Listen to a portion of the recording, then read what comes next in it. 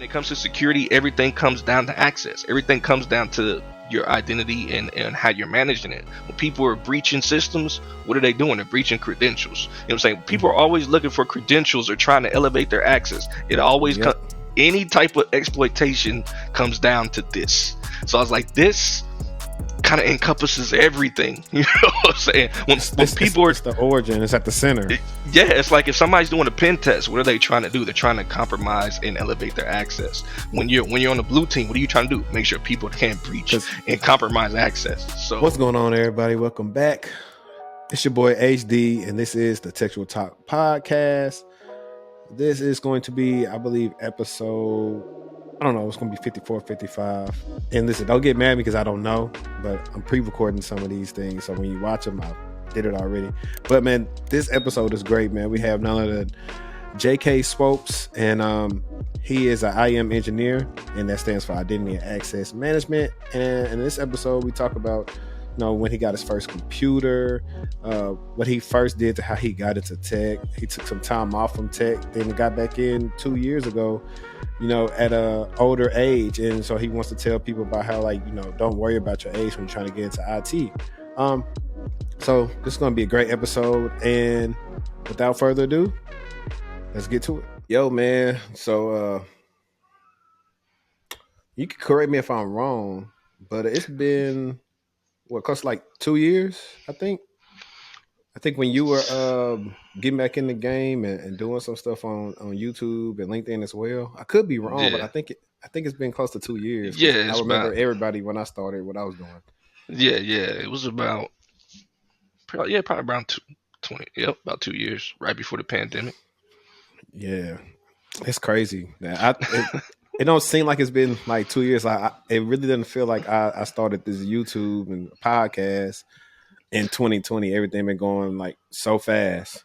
Yeah, see, I thought you had started before that, man. I thought you was already rolling. Well, so I had a boxing channel, Okay, but hang on. I had a boxing channel on YouTube at one point, but it really prepared me for this. Like I still like boxing. Like I'm actually gonna watch Anthony Joshua fight today. Okay. He fights at I think 4:00 Central Time, and I still like it. But covering it, I think was just a waste of time. Like people, I mean, it already isn't marketed correctly in America anyway. It's so many type of paywalls. It's not on regular TV like it used to be, like when my dad was growing up. So on top of competing with the same people that's doing the same content over and over again, it was really hard to get traction. And my content, I mean, I could be biased. Now, visually, it wasn't the best because I still was learning, and that's what the good part was about all that. Like just the grind, even now, like learning how to get better. But the content was better than most of the channels because a lot of channels were just, making up lies and stuff or trying to get deals with promoters or networks so they could get, some sponsorships on their page and not telling the truth. So yeah, that's kind of how I felt about that. Nah, but anyways, man, this is the new way to intro people. But who is JK, man? Who is JK? Man, I'm just a tech nerd, man. I just like all things tech. You know what I'm saying? Whether it's computers or software or music tech or whatever it is. You know what I'm saying? It's just something I've been in, man, since probably about 2000. I think I bought my first computer in like 2001. So, I came up, I graduated high school in 2000. So computers was around, but they wasn't like, you know what I'm saying? It wasn't like it is now, where, cats like yourself, we all grew up with just computers was just around. That was a thing. So I remember, man, starting high school, and my mom was like, "Hey, you need to take a typing class." I'm like, "Man, I ain't trying to be no secretary. I don't even know how to type." She was just like, "Nah, computers is the future." So her and pops, tried to get me to try all type of stuff, man. So yeah, man, I'm just somebody that likes tech. Yeah, dope, man. You like the same age as I got older cousins. Yeah. That they graduated like in 2000. I was still a baby around that time. Yeah. You probably like 8, 9 years old. That Yeah, I was time, 8. 2000. Yeah. I was 8. um, but no, it's funny that you mentioned that about growing up with computers because I mean, even me, I guess what am I? Gen I think I'm in millennials. I think I'm in millennials, but I know it's a certain gen that we fall into. I don't know if it's X or something or what. I don't know. Yeah, I don't know if you be Gen X or Gen Z or I don't know, Yeah, man. I think Gen Z is the younger people than us for sure. Like they're different. Like they grew up with everything digital. Yeah, Because I yeah. still grew up in a time with VHSs and cartridges, True, true. CD-ROMs. Like you had to go to Hollywood Video or Blockbuster to Yeah. all the different stuff. Like even and we briefly can get like a little bit like into music stuff. Like for the listeners that is it's your first time tuning in. I also have a music background. I was a church drummer for like 12 years. Uh, so I Okay. remember also when that sound equipment, you couldn't do everything digital like you can now. Like you can do it Right. digital and set it. Like you couldn't do all that. There's a lot of analog Yes, stuff back sir. there. Yes, sir. One a lot of. I mean, oh, that's crazy, man. You got churches now with like everybody got the in ears and all the good stuff. Yeah. Back in the day, you just Yeah. had one or two monitors Couple and you up couple there. Hopefully, you can hear yourself in the monitor. right, right. Couple dynamic microphones, couple short mics, and Yeah, hey, that hey, was it. man, whoever invented sure gotta be rich, man. Because Right. you see them mics on every YouTube. I'm talking about whether it's this little cheap MV7 or the real deal one, which I may get eventually. I'm Yeah, still the testing this thing SM7. out. Yeah. Um, Yeah. They've been then around, well, man. it was between Shure and then we used to have those Sennheisers, Yeah. Yeah. those wireless Sennheisers. So they'd be in the Yep. back, you trying to adjust them, and then everybody's up there with the mics and seeing and stuff. So That's crazy, man. Yeah, that's funny. yeah, man. So where are you from? Man, I'm born and raised in Kansas, man. Midwest. Okay. Yeah, about an hour from Kansas City. I stay in Topeka, which is the capital, but everybody thinks the capital is Kansas City or somewhere else. But yeah, so yeah, man, born and raised. Okay. A lot of for whatever reason, man. A lot of times when I meet people, they think I'm from some either West Coast or the East Coast, but nah, Midwest, man. Okay.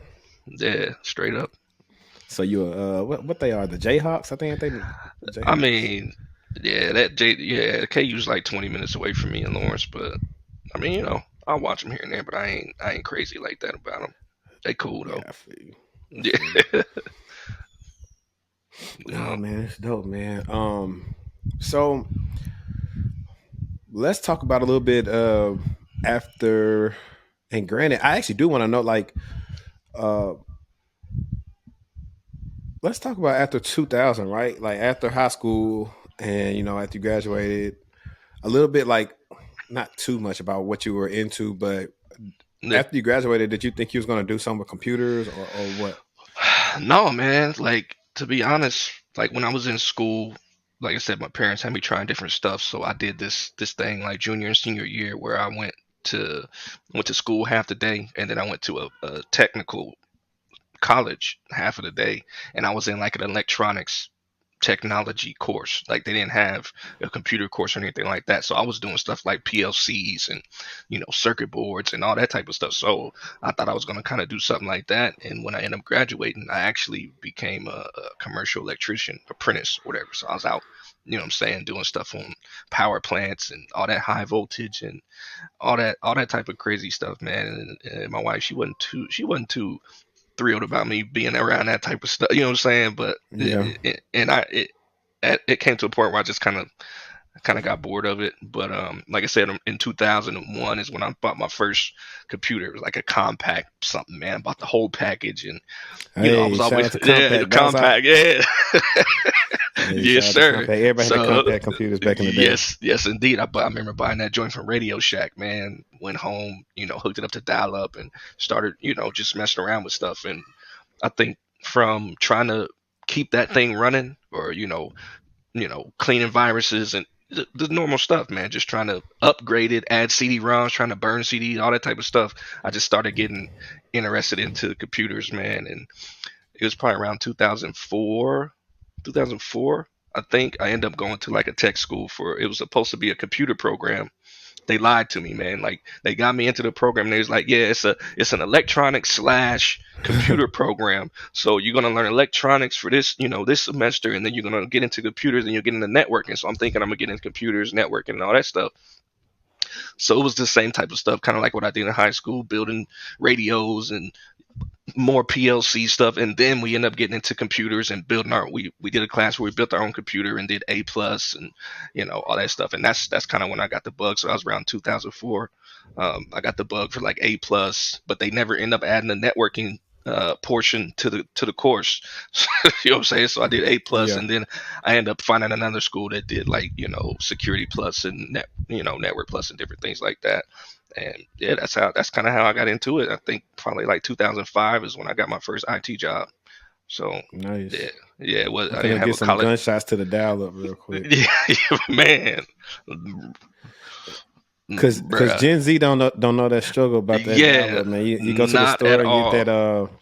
that That Netscape AOL, CD. yeah, You a know what I'm thousand talking about? hours. Yeah, Like we had Netscape. What we had? We had Netscape email address and everything. Like we calling Netscape and stuff like that. Like the struggle I'm talking about.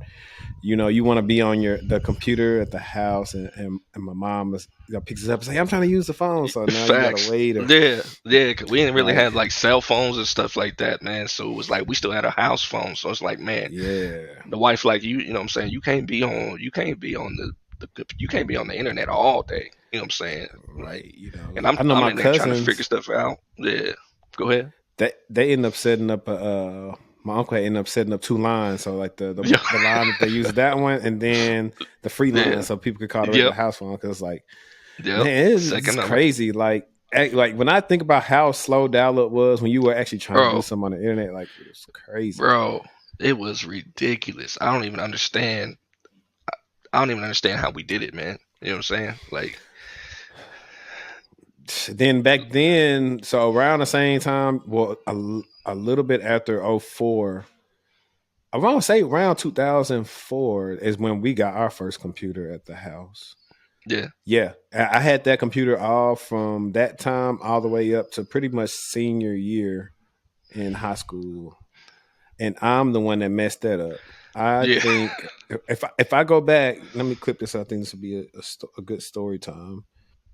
So in high school, I took a USB from I put it in at our library at the school at Huntington, and I came home and plugged it in at home, Yeah. and I believe I ended up putting a virus on the computer. Yeah, Uh, buddy. it was never the same anymore after that, and I didn't know at the time. And I think this is also like antivirus back then was kind of trash, to be honest. I mean, Yeah. everybody was trying to set on different products back then. Who do we have? I don't even think we had one on the Man. computer. Yeah, I don't but know if we had Norton, we're about to say Norton or McAfee. Norton, them two, and Ooh, yeah. they didn't help anything, and so I ended up just saying goodbye to that computer and just Yeah. destroying it before we put it on there for the trash people to take it, because if you don't, dumpster divers can come and get stuff off your hard drive if you don't destroy Yeah. it. So you got to Yeah. make sure you destroy it so they can't Yeah. use it. Yeah, I definitely think that's how I really got into computers, man, was just trying to fix viruses and, messing with drivers and having hard drives get corrupted and all that type of stuff and having to fix it because, I wasn't in a position to just go buy a new one. You know what I'm saying? So I had to ride that thing out. So, hey, that's how you learn. But yeah, I know exactly Yeah, what you man. mean, man. So, Yeah, and then I just this is another like story time, because I'm just going back, OJ, briefly on like how like computing has changed. It's like, so now if you listen to this, you don't really have to take. Honestly, I don't know when they're gonna actually stop like selling flash drives. They probably don't sell them like they used to, because now you can just put all your stuff. You got a Google Drive, OneDrive, Box. yeah, Um, what's the other one? It's a couple other ones that have like just their own yeah, services where you can just use yeah. their stuff, and so you don't have to worry Dropbox. about it. Dropbox. Yep. That's thank you. I can Yeah. think of it. Dropbox, All that. where you Yeah. can just do that, and it's much more efficient. You can share it, everything, even when it comes to back in the day trying to it was just a pain, especially for kids, and shout out to Google for this. Let me try to because I think it got popular by the time I got into college in around 2010. But it used to be a pain if you were at home on your home computer. You didn't have Microsoft Word. It was so hard Yeah, to do papers, yeah, so hard to do papers and collaborate with others. But then around the time I got in school, maybe 2010, 2011, 2012, whatever, Google Docs start servicing to where yeah, all these people can make ads and changes to it. So you didn't have to have some type of SharePoint, like at a corporation or something like this to actually do collaborations on, projects and right, stuff like that. And I think that's major. And the crazy thing is yeah, a lot of people still don't even know about what, like, you can use Google Docs for documents, and then you got Google Sheets for Excel, then you got their yeah. They own got PowerPoint everything, stuff. Yeah. man. It's fun. Yeah, it's funny, man. I remember even before Google Docs, man. Like early, 2005, 2006. Like if you didn't want to buy Office, you just use Open Office. You know what I'm saying? It was Yep. the I remember same Open stuff. So Office. I used to use Open Office all the time. You know what I'm saying? Because I'm like, yeah, well, you can use Microsoft at work or whatever, but I'm not trying to spend $300 on no Microsoft suite just to edit. You know what I'm saying? Just to edit a Word Hmm. document, something like that. So Open Office to the rescue, man. It was free and it could open up all the formats. So yeah, and then I do remember when Google Docs came along, I was like, okay, that was. Because it was all online. It's way easier to, like you said, collaborate and stuff like that. Send somebody a link to it, and they get in there, do what they need to do. Like, yeah, they changed the game with that one. For sure. All right, so we go to 05 is when you got your first like tech gig. Yeah, yeah, man. I mean, Let's talk about that one. yeah, yeah. So it was just I had finished up, one of the schools. I had like my A plus. I think I had Network plus. I was working on Security plus and MCSA stuff like that. And I was just like, I just emailed. I looked. I got online on like the city government website. Looked for their IT department. Found the director's email, and I just emailed him. I was like, "Hey, this is my name. This is what I'm doing." I didn't send a resume or nothing. I was like, "Hey, this this is my name. This is kind of what I'm doing, what I'm studying, or whatever, whatever. Just looking to see if y'all got a job." And dude was like, "Hey, set up some time, come in. We love to talk, blah blah blah." And that's honestly how I got my first job, man. And I remember coworkers were like, once they found that out, it's like, how did you just email them? I'm like, he's just a person. Like, if he would have said no, it wouldn't have changed my life. If he would have said yeah, it's cool. Like, you Right. just go Worst for it. thing you Like, it say is ain't. no.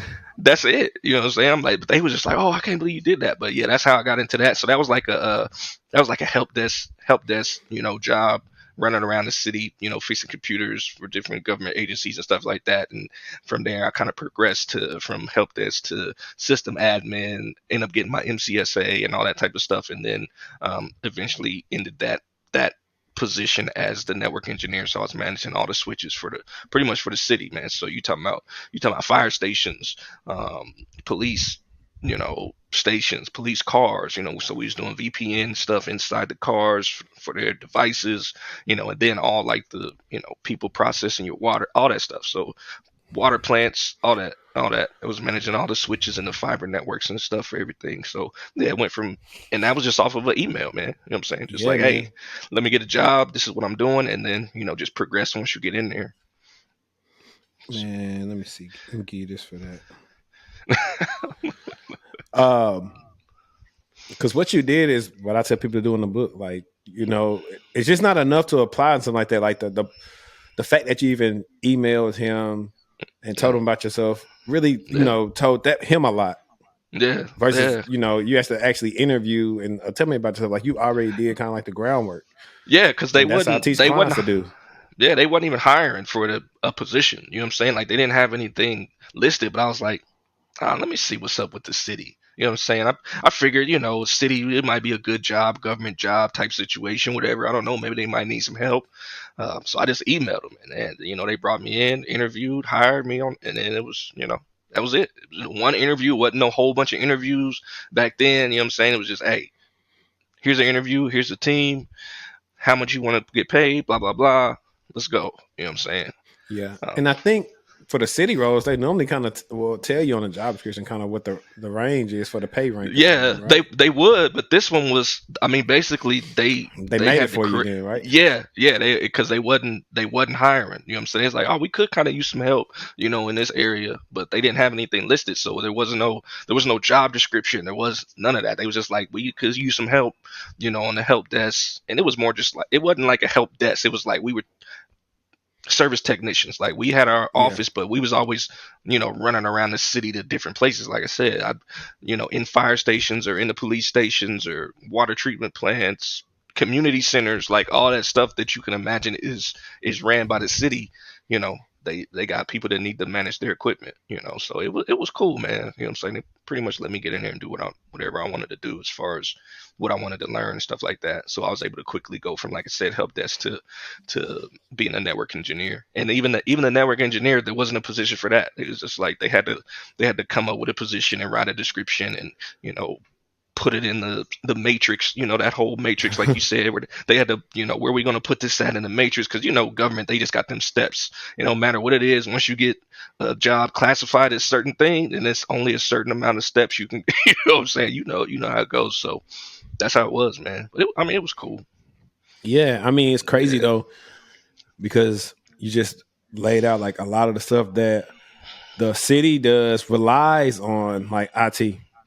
yeah, And I yeah. always think about how maybe some cities may be behind because I know a couple cities have gotten hit with ransomware. Hmm. And Yeah, just thinking about like really, I don't think they really understand how like because I had this conversation. I think I don't know if it was like 2 or 3 episodes back talking about like the school system, how they don't really have the money to really invest in like proper like network security and then yeah, their own security just for if something happens, something goes down, what happens to all the schools, not thinking about the records and everything else, yeah, bro. you know. And then It's a even lot. going into the city, think about it, somebody get in there and hey, all the lights messed up. So that's what I'm saying. So, like I said, just some of the things that people don't think about. You think about your water treatment plants. You know what I'm saying? All that stuff is ran off of technology. You know what I'm saying? So if something Hmm. get in there, you ain't getting clean water. You ain't get, so we had servers and switches and all that stuff to run that. We had to set up, servers and switches to run, like you said, the lights, the actual traffic lights. There's switches in there that, have to communicate, and those people got to talk about. You got the street department. You know what I'm saying? They got to come out and move your snow or do all these, put your tar down, all this other stuff. All that was managed by certain technology systems. So like everything, I mean, there were situations where we would have people that managed, in say the water department, they'd be out in the field, and we that's back when, I don't know if you remember, man, but there used to be these cellular like cards like that you stick in a laptop. They was like, man, I wish I could remember the name, I, but like laptops used to have these big old slots on the side, and you could I remember. stick the actual cellular card in there from like Sprint or Verizon, whatever. They was like it was a card just for the laptop, and so Right. we had those types of things deployed, and people was getting into stuff they weren't supposed to, so we had to figure out certain stuff like VPN and all this stuff to lock things down and do different things. Like, I mean, I even wrote out a biometric system back then, bro. Like, it was a lot of stuff. And then you think about like courts. So your city has courts. You know what I'm saying? So you have court systems and court Hmm. documents and all this different stuff. So yeah, it's a Shit, I it's a would erase lot. my record.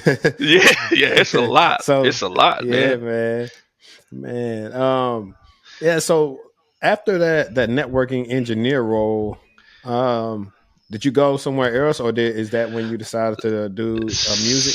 Yeah, so I mean, I always in the background, I was like doing music and building up a business and stuff like that.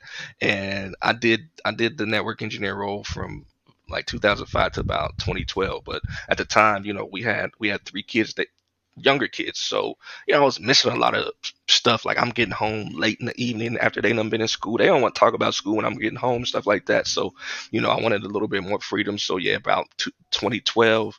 I was just like, man, I'm gonna just focus on this business, and that's when I just focused on my music tech business, where I was just, it was still technology, but it was more so dealing with audio equipment manufacturers, helping them test their products, consulting on Yeah, I seen some products. of the videos when I But typed your name but, in. I but seen yeah, that.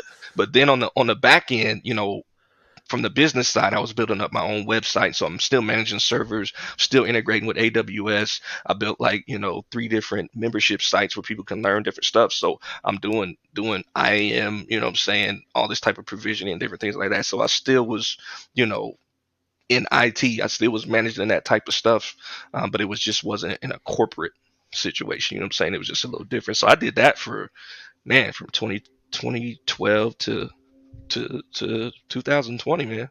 Like, and that's Yeah, still, man. I still have the business, but like I said, now our kids are grown. So I was like, man, I like to try and, and do different things. So I'm like, man, let me see if I want to mess with some corporate IT stuff again and how I want to go about it. So that's when I just got back into it. That's when I started the new YouTube channel and the website. And it was just more so just to say, hey, you know, I was what, 38 at the time. So it's like, you can start this whenever you want. For me, it's kind of like a second win on the Hmm. corporate side of things, but the whole time I've been involved in tech, you know what I'm saying? Just for a span of, from 2012 to 2020, it was just tech for myself and my business. You know what I'm saying? So Yeah, no, most yeah, definitely. And I was going to get to that. I don't know why they yeah, want to cut the grass now, but yeah, anyways, so I like that you said that you were still doing tech stuff while yeah. you technically weren't in tech. Hmm. Because I deal with people that do want to pivot, and I try to show them, hey, you got some transferable skills. You've been doing Oh some, yeah, some tech related things. for sure. There's some things that you have a skill set for that you probably don't know will fit in a certain role, in Yep. cybersecurity, in IT. And you just have to figure it out. Yeah. Um, so, with that being said, let's actually segue into, we could probably have this in a couple of questions because we don't want to just talk about it without explaining it. Yeah. Let's talk about what is IAM and what made you choose to niche down into IAM, Yeah. coming back into, security. Yeah. So, I am identity and access management is basically managing who has access to what and what level of access they have. Um, and for me, man, like kind of how I decided to niche down into that, I had to take a step back and see what it is that I really like and where my skill set was at. So honestly, like when I first jumped back into the tech world or the corporate world of IT, um, I made a conscious decision to join at like a kind of a help desk system admin role. And I also did that with the government as well. It was this time it was for the state, but my specific reason for doing that was I wanted to see what people were doing in the corporate world. I wanted to see. I feel like at a help desk, or you could really learn a lot about an organization, and you can learn a lot about all the teams. Because I was still, I knew I had these different skills, but I was like, I don't know if I want to do network engineering anymore. You know what I'm saying? I didn't know if I wanted to be a system admin. So I figured, man, let me do this and kind of see where I want to go. And like I said, even during that time in that position, I got offered a network engineering position. But I was like, what they offered me, I already knew. I was like, nah, that's not. We're not gonna do that. You know what I'm saying? Like that. That's salad. That ain't gonna work for me. You know what I'm saying? And two, because I was able to build a business, I didn't have to move based off of just salary. You know what I'm saying? Pick other Choose stuff. I could choose exactly what I wanted to do based on what I was interested in. And so what happened was, man, I was always interested in security. Like I said, I had done security before. I had done wrote out some biometric systems. I was already doing IAM. I was already doing file system access, all that different stuff. But you get I guess the sexy do pen testing or do this or do that. And so it's like I was looking into some of that stuff, and even though a lot of that stuff interests me, I had to be honest with myself. What do I want to do on a day to day basis? Like, you know, it's cool finding breaches, and it's cool cleaning up, after incidents and stuff like that. But do I really want to do that on a day to day basis? Like, and I had to be honest with myself. I was like, I don't know. I took an interview for like a SOC analyst position, and just asking about what they did.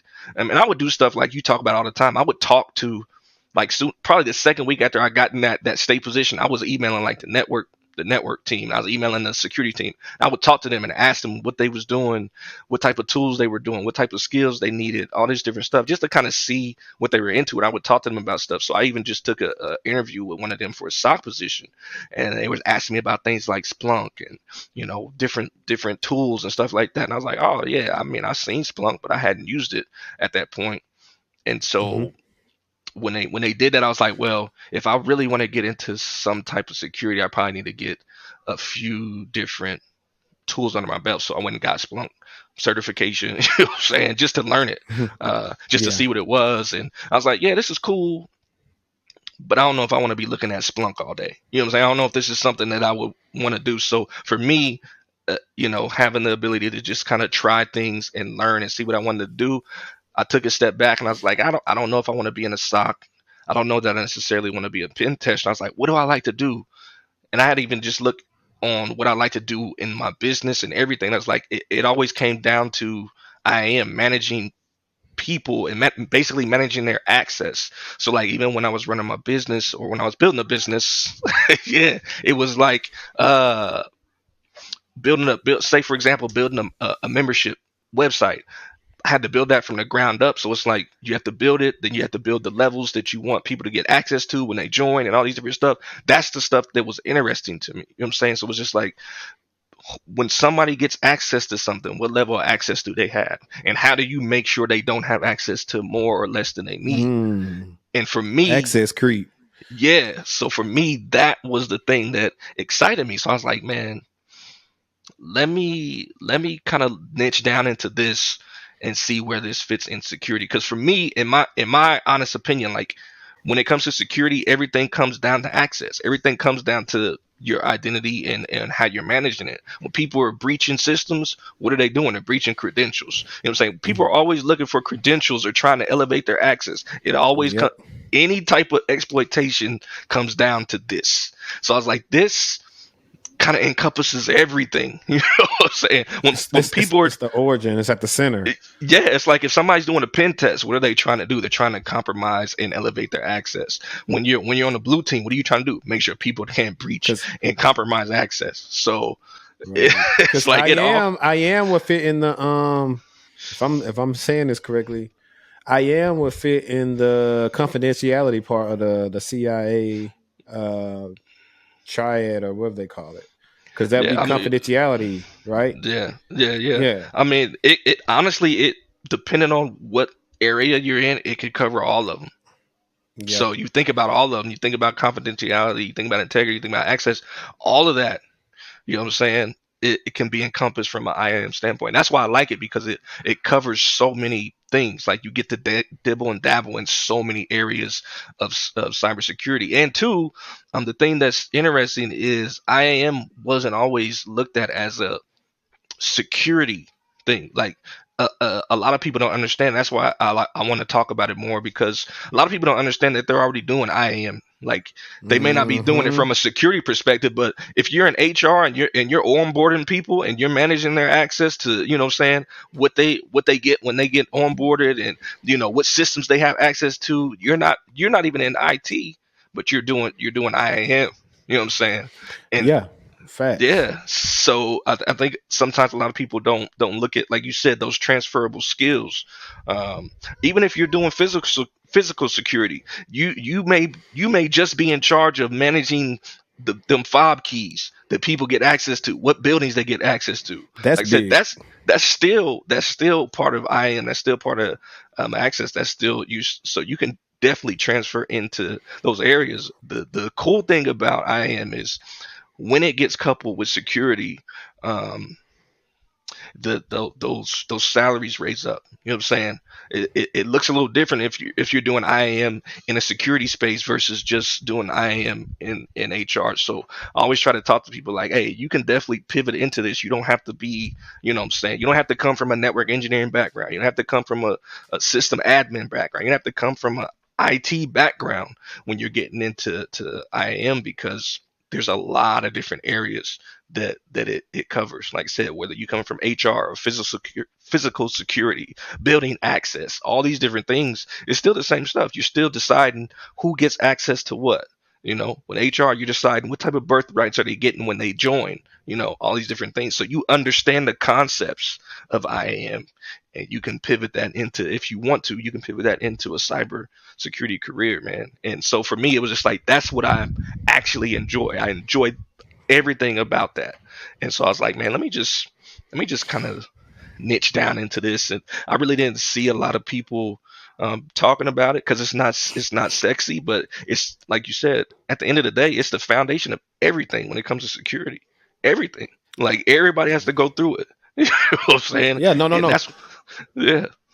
No, I Go was just ahead. gonna say, trust me, and like as a person that used to work in the SOC, like I am is important because if I'm looking at an alert and I see a janitor is doing something like on a computer, something that they typically wouldn't normally do because they normally have like Yeah. the bare minimum of access. That's Right. a red flag to me because I'm paying attention to who's doing what. That's Yeah. one of the big things in my analysis. Oh, okay, this dude is an engineer and he's working with some Terraform stuff with that. Yeah. That's Yeah. possibly legitimate. Let me Right. go ask him. But oh, this Yeah. cook, Hmm. they trying to use PS exec. That don't make Right. sense. Let's go check Like out their why? account activity. Yeah, and Exactly. and and so that's why that acts is like you always seeing somebody trying to elevate privileges, whether it's on any system, Windows, Linux, Yeah. or somebody's account gets breached, and now they trying to do lateral movement, seeing what they can get into with this person's access. Yep. Like, no, you're totally right, man. But I've seen you talk about a couple of things when it comes to IM, and so we'll do this part. It's kind of like some more of the informational stuff. Hmm. We'll talk about these next questions will be okay. If somebody was trying to do entry level, what's something? What type of salary they could possibly expect? And granted, we know that Yeah. goes on a lot of things as far as company, what area you're in, whatever other type of expertise you may have, but like a general ballpark number. Yeah. I mean, We'll also want to go into what they would need to do to try to pivot into IAM as well, yeah. and then what are some of the what should they do, and then what should they learn? Because I've seen you've been talking about if I don't want to butcher it, but I'm gonna say is it Ping One Ping Ping. Federation? Yeah. So Ping Federate, Ping One, they got a whole bunch of it's Ping Identity, and they have a whole bunch of products. Um, Okay. that's one of the areas I focus on. But yeah, yeah, we can definitely talk about it, man. So I guess we can talk about salary, man. So, I mean, of course, with everything, it depends on the company, depends on the location, depends on what you're looking at. Are you talking about somebody that is brand new to IAM, or are you Yeah, talking about like a somebody brand new who person. brand new? Let's say, for instance, I have a client right now. She's been in banking for 10 years, but Hmm. um, even when you come to banking and stuff like that, you look at they might flag something because the transaction looks unusual, Yeah, whatever. yeah. So she's probably already got experience with provisioning accounts, different things like that. You know what I'm saying? So she would probably be able to transition well. Honestly, even if you don't have a background, you can find entry. When I say entry level, I'm talking about entry level positions, um, easily around 60, 70, 80,000 just to come into a corporation and manage, like I said, manage building access or manage system access. And they'll teach you, whatever system they're using. They'll say, hey, this is what we use. And basically, you may just be sitting there helping people reset passwords. How many people do that on the service desk right now? That's still Mm-hmm. IAM, but Right. you may get hired just to do that at an entry level, which doesn't you don't need a whole crazy background. You don't need a lot of you don't need degrees, certifications, or anything to know how to reset somebody's password. I would say the main thing to learn, especially if you want to go corporate, is to make sure or try to get familiar with Active Directory. You know what I'm saying? Because that's a lot of what you're going to be doing. Um, Active Directory stuff, like I said, even if you're just on service desk, even if you're just on the phone and you're not going anywhere, you're resetting people's passwords, you're resetting people's accounts. That's IAM. You know what I'm saying? That's a very very very easy way to get an entry into IAM. with no prior experience. Just look for somebody that's looking for access to help people with account management. You know what I'm saying? I think a lot of times people don't realize how broad IAM can be and what you could be doing. So yeah, I would say if you could get some hands on with learning Active Directory, Azure Active Directory, uh, some of those things like that, Right. or even just if you're looking at job descriptions and you see they use certain things like maybe they use Workday or maybe they use PeopleSoft or maybe people are using Salesforce. All those applications require account access management. So you can even niche if you're familiar with Salesforce, you can niche down into that and be like, hey, you understand how to provision and manage people's access in Salesforce or provision and manage people's access in PeopleSoft. All these HR systems, it's all still access management. You know what I'm saying? So it's I think it's a little bit easier to transition or get started in IAM because it's so broad and because the levels are so there's so many levels to it. Like I said, if you're just doing basic account and password resets, you're in IAM, and you can definitely parlay that into more stuff. Yeah, I've had a couple of episodes where we talked about that when it came to help desk. Um, Yeah, we were changing password. Well, first we used to use was it, I want to say, was it NetIQ or something like that? I forgot what we used. We used yeah, the tool that they used to connect into AD, and then yeah, they just let us write into Active Directory. So yeah, going into AD and doing stuff where you got like group mailboxes, you got network share drives, you got yeah, to you if you're feeling the request to give these people this different access to these different things, you know. So yep, a lot of times they don't know that they are doing a lot of identity and access management, and that yeah, because a lot of people want help desk. Like I have people right now on my latest YouTube video saying like how they're stuck in help desk and they don't know what to do. And I just always, when I have clients, I just always assess what they have then, and I say yeah, I'll show them on LinkedIn and say, hey, you're doing this now, you could do this. You just yeah, have to sell it, in your interviews and on your resumes that you know how to yeah. do it. That's, It's that's all really about what the it it's all is. about the terminology. It's all about the terminology. So you be Yeah. like, oh, I sit and I reset people's passwords all day, or I help people set up MFA on their phones. You know, I do this, and that. That's huge in IAM. You could definitely parlay that into, I manage Hmm. access to MFA, you know what I'm saying? I manage access to active, like it's all in how you word it and understanding what the actual job is, like what the actual job and the duties are. So a lot of people that are in help desk or service desk are already doing IAM. The IAM is one of the first things you learn when you get into IT. You know what I'm saying? When you get on the help desk, you get on service desk, one of the first things you learn how to do is reset somebody's password.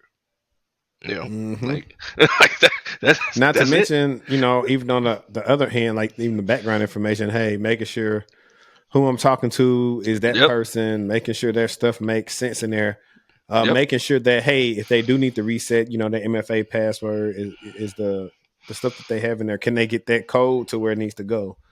yeah. A lot of people are doing it, man, and don't realize it. So yeah, if you're on service desk, help desk, and you're doing that stuff, you're definitely not stuck because you can definitely parlay that experience into a more broader or more advanced IAM role. But like I said, even if like you said, if somebody's coming from banking or HR or any other situation, there's still transferable skills. Like I said, even if you're just somebody who manages if you're just managing building access, that's still access. You're still managing access. If you're somebody if you're a security guard and you're just checking somebody's ID, are they supposed to be in this building? Let me check your ID. But that's still access management. It's physical access management, but it's still transferable because you understand the mindset of Hmm. verifying somebody's identity. So it's a lot of ways to get into it, man. And like I said, for me, it's fun to me. Like it's fun because there's so many tools, there's so many technologies and things that cross over. We can get into that a little bit later, but man, it's anybody can get into it. I'm gonna be honest. Like you just got to look at where you're at. It's definitely a way to get in there. No, definitely. And since you said that, let's segue into maybe you already mentioned Active Directory, but what's some other tools that that are, because I like now how to industry is going, especially with like introduction of the cloud and some of these other platforms, Yeah. it's the barrier entry is not as bad as it used to be. Like still some stuff you can't get access to because you have to work somewhere and do it, but so many other places are letting you download these tools and learn them on your own free time. So what would be Yeah, some like that you it's could recommend? man, it's a lot. It's a lot of these tools are going cloud based, and a lot of these companies will allow you to set up a trial. You can set up a trial cloud experience with, like, for me, one of the main tools that I manage is Ping Identity. So they got like Ping Federate, they got Ping One, they got Ping One. They got all these different tools, but a lot of them you can set up for free on your own. So I have my own sandbox type of accounts set up at home that I use to just play around and try stuff out. But you got things like Beyond Trust, which is, managing your privileged access management, CyberArk, all these different Hmm. tools that that people are using. Azure AD. Azure AD is a huge IAM tool. You know what I'm saying? Because you Yeah. can manage applications in there. You can onboard applications in there. You can set up an Azure account for free. AWS. They have Yep. IAM And they tools give in you there that you can set up 200. for free. Once they give you $200 free 200, something when like you get that. an Uh, Azure portal. Google. Yeah, Google Cloud you can play with. They give you like $300 or something like that. Like, even if you were just to go and try to get familiar with this stuff with the big three cloud providers, Azure, AWS, Google Cloud, learning how to integrate applications with those platforms, learning how to manage users, learning about the roles and stuff in there, that will take you a long way because cloud is so huge and so many companies are integrating into the cloud. And again, IAM is at the foundation of all this cloud access, because now you're talking about people all over the place. So how do you manage access to your tools and stuff that are in the cloud? By using IAM. You know what I'm saying? So, Yeah. definitely, man. Yeah, yeah. If I was telling somebody if they wanted to get started, I would say set up a cloud account, because with any of those cloud accounts, you can learn IAM, just in that environment, and that's huge. If you understand how to manage access to AWS or Azure or GCP, you are a very valuable person. You know what I'm saying? If you Yep. if you know the roles, and how do you provision access? How do you manage this access? How do you set up password policies? How do you do these different types of things? Oh, we have O365. How do I integrate O365 with this? And a lot of these tools will allow you to walk through it. It'll say, hey, if you want to onboard this app in here, this is how you do it. So setting up free accounts with at least one cloud provider, and then like try to do things like one login or Okta or Ping or any of these password management tools, these SSO management. A lot of them all give you free free trials because they're cloud environments. It's not like you have to download any software. You know what I'm saying? If you Hmm. don't want to, most of all these tools are in the cloud, so you can set that up and just learn how to integrate those things. Man, you be Yeah, valuable. man. And that's why I tell people, like, I think the approach a little bit now to change people's like, hey, if you're not trying to just necessarily go a help desk route, you can learn some material in A plus, but I don't recommend it. I would recommend, a network plus, then like an entry level cloud cert, because you Cloud, learn about yeah, all the different services. yep, And I always recommend that foundational cloud cert. I got practitioner and I have fundamentals. And I yep, could probably go past that if I choose to, but I work on different skills in my yeah, pastime. yeah, But I tell people to go for those because I know a lot of times they say, well, that solution architect looks sexy or whatever. But if you skip that fundamental one, you may not know all the different services that's out there. You might want to just specialize in one.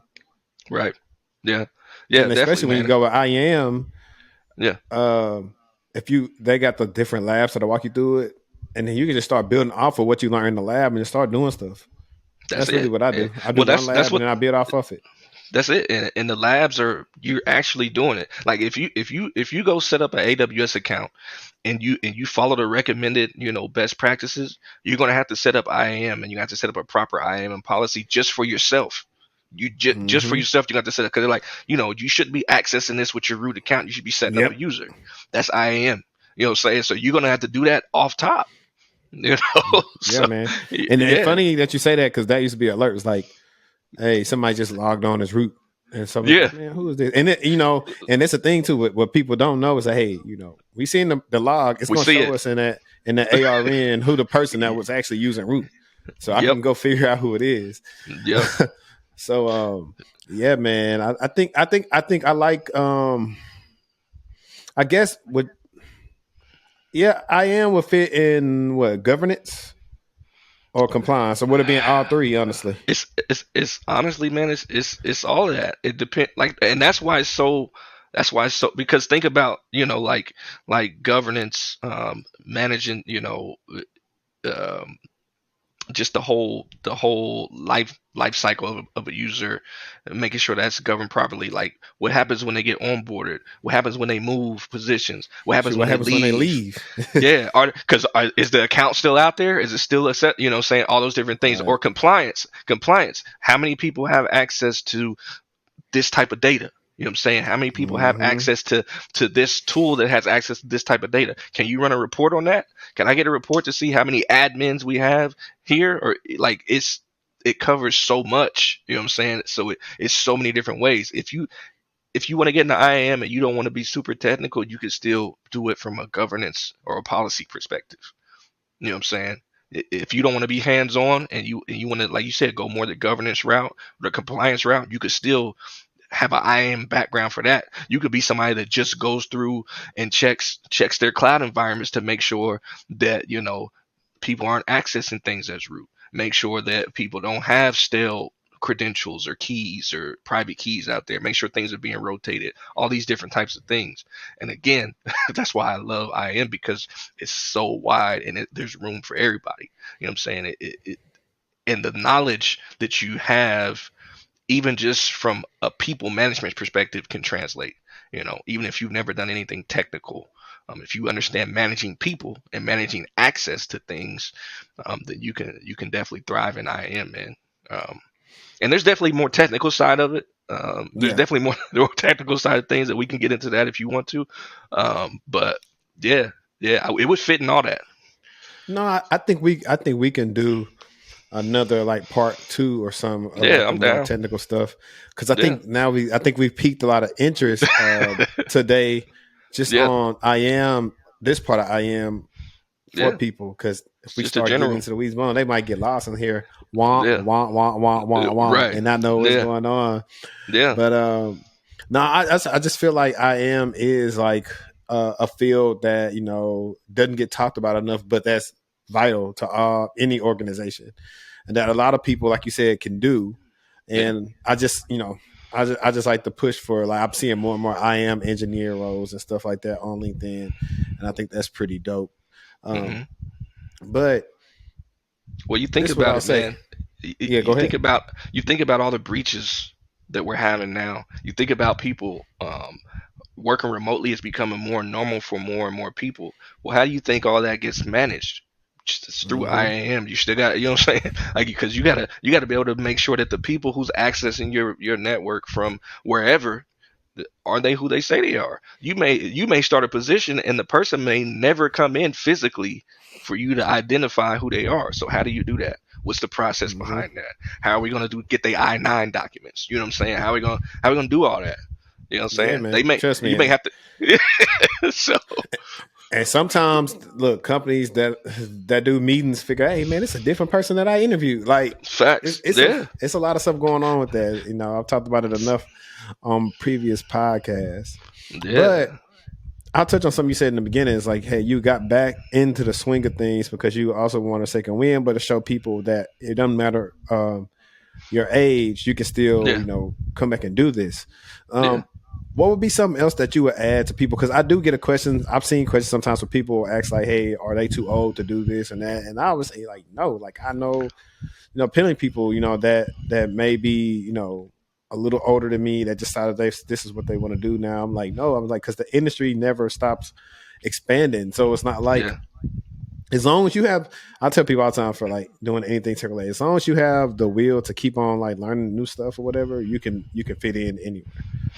I mean, that's it, bro. Like, there's really, that's perfect. Like, there's really nothing else to say. And I think sometimes, man, um, with certain industries, we think there's an age thing, and for whatever reason, sometimes people think tech is a young person's game, but tech is everywhere. You can't go anywhere without running into technology. So it's like if you want to learn it, if you want to do it. Like there's no age limit. You know what I'm saying? Like you have people at 65 retired and now they want to, transition into technology and they're learning.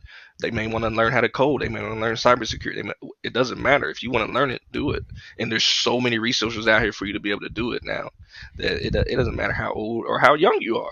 You know what I'm saying? Like Hmm. you can get it. You can get it. Yeah, man. Yeah, as long as you can grasp it and keep on getting better, that's really what matters. I've worked with Yeah, some for sure. people whether young or old that just decide, hey, they're just gonna be the way they is and not change, and that's the issue. So it really don't have an age on it, Not at pretty all. much like you said. But I guess, and because we're gonna start closing out this episode.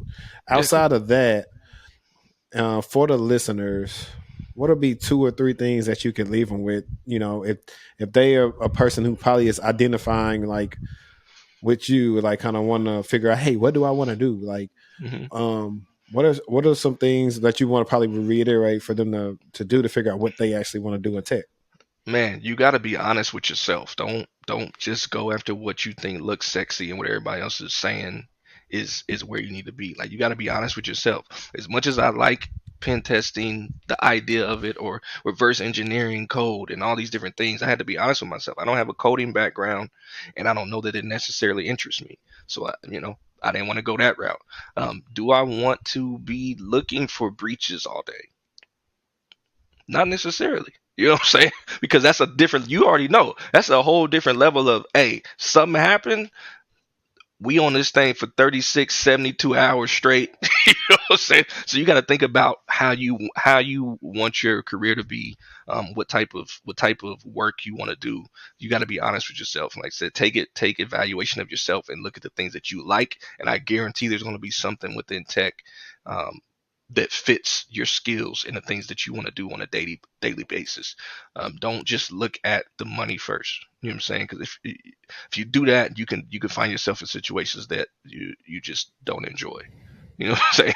Because sometimes Listen, hey you can man, find them jobs that pay a lot, but you may not want that. You know what I'm saying? that's me right It's, now. yeah, I mean, but you have to go through that, and you find that out. Like that's just part of the game, man.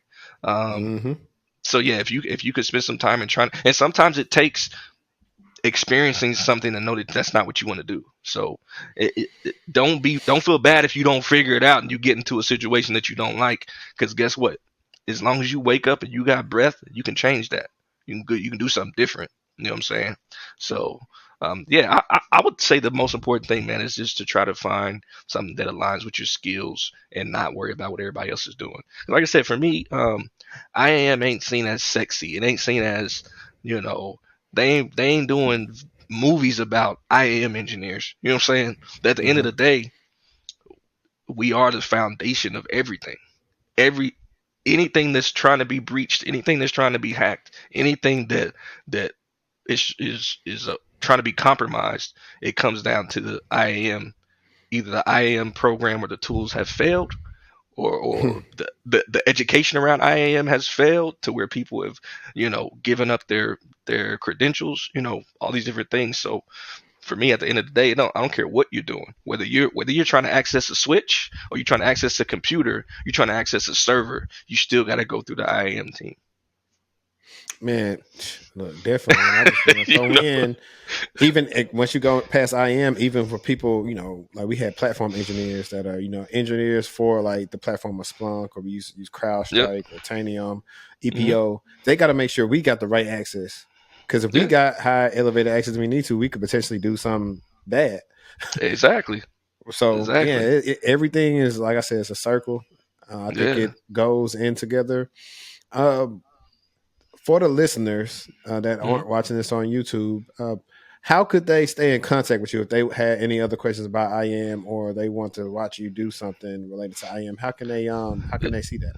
Yeah, for sure. On LinkedIn, JK Swopes, JKSWOPS, and then my website, JKS Tech Lab, and JKS Tech Lab on Instagram, JKS Tech Lab on Twitter, JKS Tech Lab on YouTube. And for me, YouTube is just about just sharing some things about IAM, things that I think would be helpful, things that I'm not finding or seeing information about. So I may get into the weeds a little bit on certain things, but there are people out there that are looking for that. You know what I'm saying? So yeah, I got some videos up there if you want to check it out to kind of see some of the stuff that we do when I'm talking about connecting things to different cloud environments and stuff like that. And you may find it interesting. Like I said, it's a lot of us out here that are doing it.